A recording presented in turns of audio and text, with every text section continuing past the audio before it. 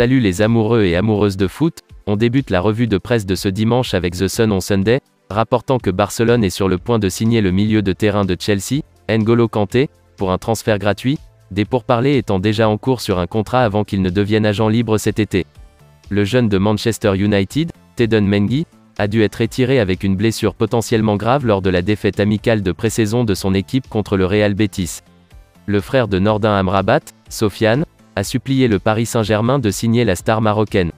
À en croire le Mail on Sunday, la Juventus et l'Inter Milan tiennent à garder Chris Smalling en Italie, mais l'ancien international anglais reste concentré sur le fait de rester dans l'équipe de José Mourinho.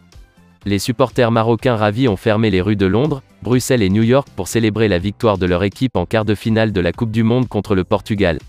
Un hommage fleuri a été placé sur le siège du quart de finale de la Coupe du Monde Angleterre-France, qui aurait été occupé par le journaliste sportif américain Grant Wall, décédé vendredi alors qu'il rendait compte du match entre l'Argentine et les Pays-Bas. Selon The Athletic, plusieurs clubs ont refusé la possibilité de signer Cristiano Ronaldo au cours de l'été pour une petite contribution salariale, Manchester United étant prêt à payer un pourcentage décent de son salaire. De même, Manchester United a renouvelé son intérêt pour le défenseur sud-coréen, Kim Min-jae, mais doit maintenant payer Napoli potentiellement 10 fois plus que les 3,5 millions d'euros pour lesquels il aurait pu le signer de Pékin Sinobo Gohan il y a 18 mois, évoque le Sunday Mirror, en ajoutant que l'attaquant de Liverpool, Roberto Firmino, est devenu une cible potentielle pour le club saoudien d'Al Nasr, et il sera libre de négocier un accord en janvier. De même, des informations en Italie suggèrent que l'attaquant de Chelsea, Hakim Ziyech, s'est retiré d'un transfert à l'AC Milan après avoir augmenté ses revendications salariales.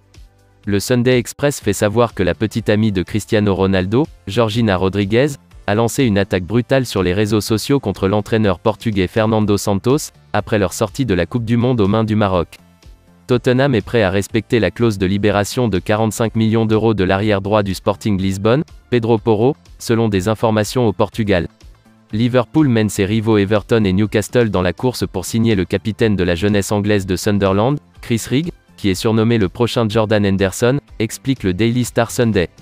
Le Sunday Telegraph affirme que l'entraîneur-chef déchu de l'Angleterre, Eddie Jones, a fait un retour surprise sur la ligne de touche samedi alors qu'il participait à une mini-séance de rugby dans des conditions glaciales au Barnes Rugby Club de Londres. L'entraîneur néo-zélandais très respecté, Stephen Fleming, est sur le point de devenir l'entraîneur-chef des 100 Southern Braves l'été prochain dans un énorme coup d'état pour la compétition.